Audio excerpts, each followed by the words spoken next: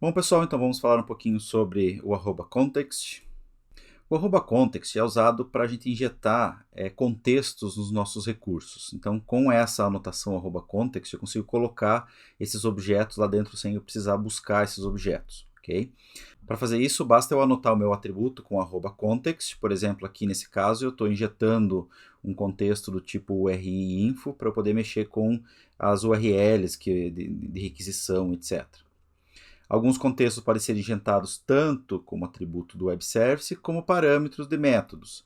Outros atributos podem ser injetados tanto no servidor como no cliente e alguns só no servidor. Os contextos disponíveis para nós aqui, o application, que ele é aquela classe application config que vocês devem ter visto. Essa classe application config, ela contém os dados gerais da nossa aplicação. Então, por exemplo, se você quer colocar algum atributo geral que todo mundo tem acesso, é importante você colocar dentro da application config e aí anotar com @context lá para fazer a injeção do application no recurso onde você quer usar. Você pode também injetar um configuration com informações em runtime do ambiente. Você pode injetar outros providers, né? Geralmente quando o desenvolvedor cria o seu próprio provider e eu quero usar, injetar esse provider dentro de outros providers. O URI-info, que contém informações sobre a URL, os segmentos, o caminho. Eu consigo injetar também os HTTP headers, consigo injetar um request, que é um helper, né? Uma classe auxiliar, que ajuda, né, no processamento da requisição, uma classe de segurança, Security Context. Eu consigo injetar um Resource Context para injetar um elemento que pode instanciar ou inicializar outros recursos, por exemplo, outro web service. Eu quero pegar um outro web service da minha aplicação, quero inicializar, instanciar e quero invocar o método dele.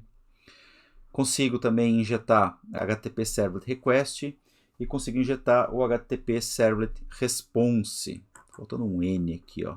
Também consigo injetar o Servlet Config e o Servlet Context, que são elementos da Servlet, né? Lembrando que o que tem por debaixo dos panos aqui é uma Servlet. Então esses caras aqui são os nossos objetos que dizem respeito a Servlet. @provider serve para você estender o comportamento do JAX RS. A gente já brincou com o @provider quando a gente viu o mapeamento de exceções para resposta. Então é uma classe que implementa uma ou mais interfaces do JAX RS, que eu anoto com @provider, para que ela seja descoberta de forma automática pelo JAX RS.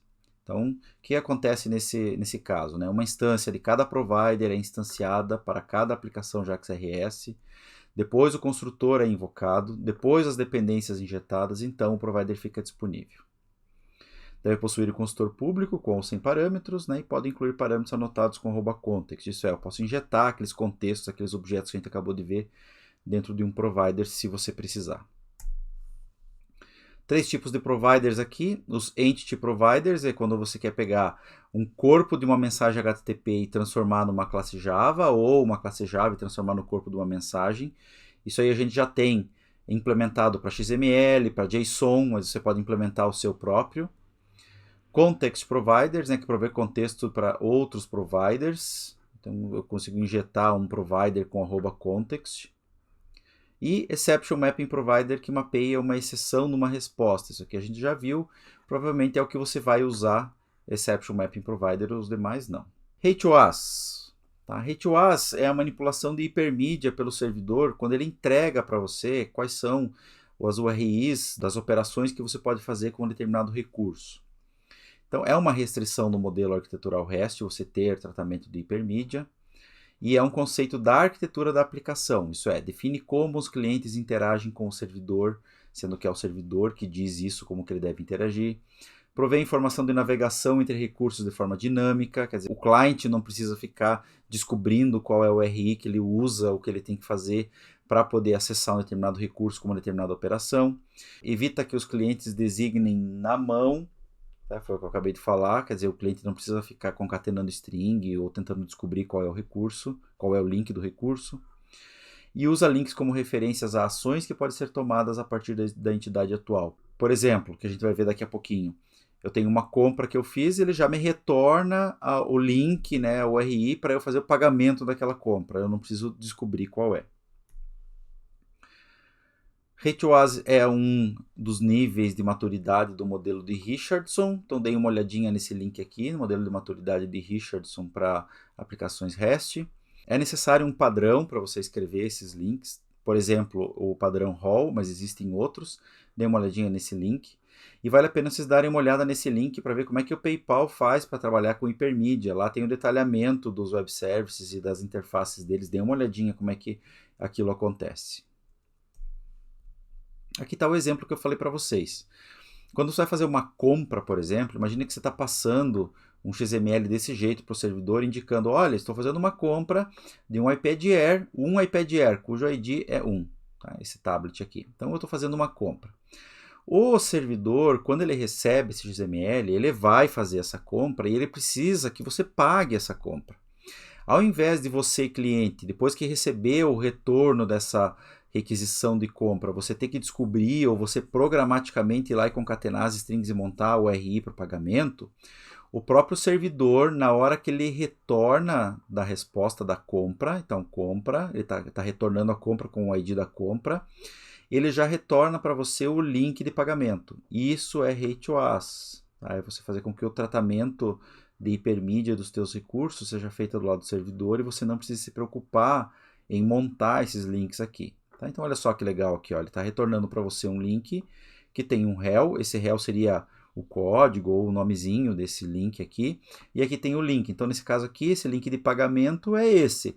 Então, quando você pede uma compra, você manda isso daqui e o servidor retorna aqui. Opa, se você quiser pagar, está aqui o link de pagamento. Ou o recurso que você tem que invocar para fazer o pagamento dessa compra que você acabou de fazer. Você pode fazer também HOAS em JSON. Aqui está um exemplo de como fazer. Por exemplo, eu tenho um objeto aqui, ó, abre chaves, fecha chaves, né, meu objeto. Tem ID, nome, CPF. Daí tem um atributo links, que é uma lista, um array, onde eu tenho os vários links aqui, o RI e rel, o RI e rel, o RI e rel. Aí a tag link, a tag do XML tem alguns atributos interessantes, por exemplo, href e rel, são os que nos interessam, mas tem title, método, quais métodos são suportados, e o tipo do media type, que a gente não vai usar. O rel é o nomezinho daquele link, que a gente tem vários que a gente pode usar. Então, por exemplo, item, collection, edit, latest version, selfie. Aqui nesses dois links tem uma lista de rels usados, mas você pode criar seu próprio rel, montar um padrão de rels que você vai usar na sua aplicação. Você pode retornar esses links tanto no próprio objeto, que é interessante, como nos headers da mensagem de resposta. O JAX RS possui suporte bem fácil, a gente vai ver, para link nos headers. Para fazer link nos objetos, eu consigo fazer de um jeito fácil em Java usando o JAX-B, mas para JSON, até a última vez que eu tinha visto, não era tão simples de fazer, muita coisa tinha que ser feita na mão, tá? Então, para fazer o retorno dos links nos headers, a gente faz assim, ó, no servidor, do lado do servidor, a gente gera os links usando o URI info, aquele contexto injetado. Esse cara vai retornar para mim um URI Builder, e com esse URI Builder eu consigo montar as URIs e adicionar nas respostas com response.link. Isso é o que eu faço no servidor. Do lado do cliente, você tem que fazer uma invocação que retorna um response para você, retorna uma resposta, e aí com a resposta você faz get link daquele rel, você obtém o link e o ri.toString te dá o link, a string do link efetivamente. Então é bem tranquilinho de fazer. Aqui estão os trechinhos de código, ó, lá no servidor, isso aqui é do servidor. Eu vou ter que ter um @context, lá um ri-info. Com esse contexto eu consigo fazer get absolute path builder, para pegar um RI builder, para eu montar os meus caminhos, as minhas URIs. Aí eu posso ficar concatenando aqui, ó, .path significa colocar barra algumas coisas, que no caso estou colocando só o barra com o ID de um determinado objeto que eu quero retornar. Aí .build para construir essa URI. E aí, se eu quiser retornar essa URI, basta lá no response, eu estou construindo o meu response aqui, ó. Response.status, .header, .entity, passando do objeto, .build. Aí eu construo o .link aqui, ó. Passo a URI e passo o rel. O URI e o rel. Simples. Do lado do cliente, para obter esses links, basta eu fazer uma invocação onde eu não passo, olha aqui, ó, eu não estou passando o objeto de retorno, eu recebo um response, aí com o meu response eu faço o .getLink com o rel. Esse getLink com o rel me retorna o URI, e para obter a string da URI basta fazer .toString. Aqui no caso eu estou passando como parâmetro no request, porque eu quero mostrar essas URIs depois, só isso. Aqui está o código completo, ó. Tem o resource, pessoa resource. Aí dentro do obter pessoa eu criei um objeto, aí eu peguei o URI builder, aí eu construí a URI que eu quero retornar e no response eu coloquei .links aqui. Lembrando que esse método tem que retornar response, tá? E não o objeto pessoa, porque daí eu estou manipulando a minha resposta criando os links aqui.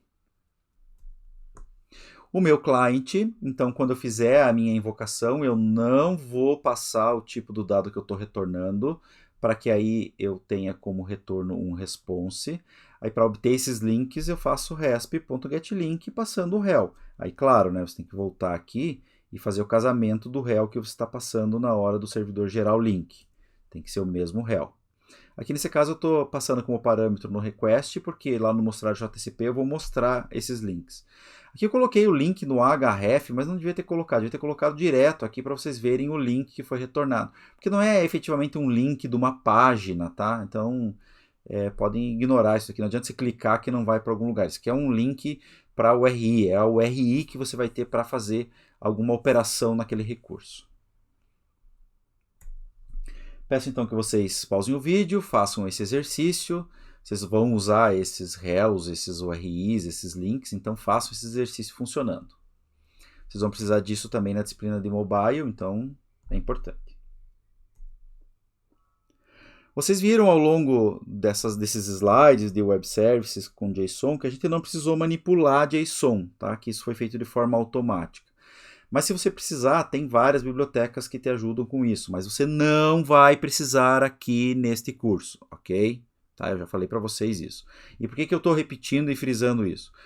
Porque aí o aluno vai lá e olha no slide que tem esse JSON, aí começa a dar problema que não tem a ver com JSON, e ele acha que é por causa disso, vai lá e mete esse código lá no meio, sendo que não precisa. Então para com isso. Mas se você quiser dar uma olhada, tem aqui a biblioteca JSON, que é a biblioteca do Google para geração de JSON em Java. Ele converte JSON para Java, né, string para Java e Java para string. Aí ele consegue fazer esse tipo de coisa. É bem tranquilo, só que aí você precisa adicionar essa biblioteca no teu projeto e precisa colocar esse trecho de código nos teus métodos, tá? E nós não queremos isso, já que o JAX-RS, usando a biblioteca Moxie interna dele, já faz isso de forma automática, tá? Então eu vou passar batido aqui, porque vocês não precisam disso daqui. Tá? Isso aqui é só para vocês terem uma ideia de como é que funciona, terem uma referência de uma biblioteca que trabalha com JSON. Vamos falar sobre algumas referências, então, olha só, se vocês derem uma olhada no site do NetBeans, eles têm um knowledge base muito legal, né? Lá falando sobre JAX-WS, que é a biblioteca que manipula web services tipo SOAP. Aí você tem também sobre REST, tem aqui a biblioteca falando sobre JSON. Aqui você tem um artigo da Oracle sobre Java EE7 e JAX-RS, que é legal. E aqui é a documentação da biblioteca Jersey, né, que é a implementação de referência do JAX-RS dentro do Glassfish. Aqui também tem alguns links, por exemplo, REST, SOAP, quando usar, e alguma coisa falando sobre essa diferença entre REST e SOAP Web Services. Tem aqui no blog da Kaelon esse link, né, os 7 hábitos dos desenvolvedores de Web Services altamente eficazes, que é interessante vocês darem uma olhada. E a apostila da K19. Eu particularmente não sou muito fã dessa apostila da K19, porque ela é meio, apesar de falar de integração de sistemas, ela é meio desintegrada, assim, porque ela fala sobre as tecnologias, mas não fala bem sobre integração. Ela fala sobre Web Services, fala sobre JMS, que é a mensageria do Java, e fala sobre JB, mas não liga muito as coisas, tá? Mas vale a pena vocês terem e darem uma lida. Também duas referências de livros aqui. Esse REST, Construa APIs Inteligentes de Maneira Simples, da Casa do Código. E aqui a referência do JAX-RS 2.0, né? RESTful Java com JAX-RS 2.0. Então é isso, pessoal. Terminamos por aqui o nosso curso de Web Services e de DAC também. Vale a pena vocês fazerem os exercícios todos que eu pedi, tá, pessoal? Eu sei que é meio chato, que é meio complicado, que, pô, mas de novo criar projeto, isso, só que é assim que você vai aprender a resolver os problemas pequenos que vão aparecendo, tá? Se você tiver que resolver esses problemas pequenos na hora que você estiver desenvolvendo o trabalho, que é grande, você vai ter muitas mais variáveis que podem ser a causa do problema e você vai tentar resolver e vai perder muito tempo. Então vale a pena você consolidar esse conhecimento agora, fazer os exercícios, brincar com web service, entender direitinho como é que funciona, é assim, sabe? Porque aí quando você estiver desenvolvendo o trabalho, tá, você não vai ter esses problemas, muitos deles você não vai ter. E se você tiver, você consegue resolver do jeito fácil, tá? Então vale a pena vocês fazerem os exercícios antes de começar a fazer o trabalho. Outra coisa que vale muito a pena também é vocês separarem o trabalho em elementos da equipe. Vocês estão no máximo em 5, então imagine uma equipe com 4 elementos, a média 3, 4 elementos, membros da equipe. Você consegue muito bem fazer com que um aluno mexa com os web services, outro aluno mexa com a parte visual, outro aluno mexa com o banco de dados, para depois vocês começarem a brincar com a integração desses sistemas, tá? Então façam isso. Outra coisa interessante é assim, nossa, os web services não estão prontos, então eu não consigo desenvolver. Consegue sim, já falei para vocês. Usem os recursos que eu já passei para vocês no semestre passado. Façam um facade, então façam os teus managed beans chamarem um facade. Tá? Para que esse facade, apesar de não estar indo nos web services ou não estar fazendo nenhuma operação no banco ou uma operação de verdade, faça com que esse facade retorne sempre verdadeiro, sempre ok, retorne os dados que você quer e implemente a sua aplicação baseado nesse facade, porque depois, na hora de fazer a integração com o resto do sistema, basta você trabalhar com o facade e depois fazer um teste de integração geral. Vai ficar muito mais fácil para vocês, ok? Então é isso, pessoal. Um grande abraço. A gente conversa nos encontros síncronos.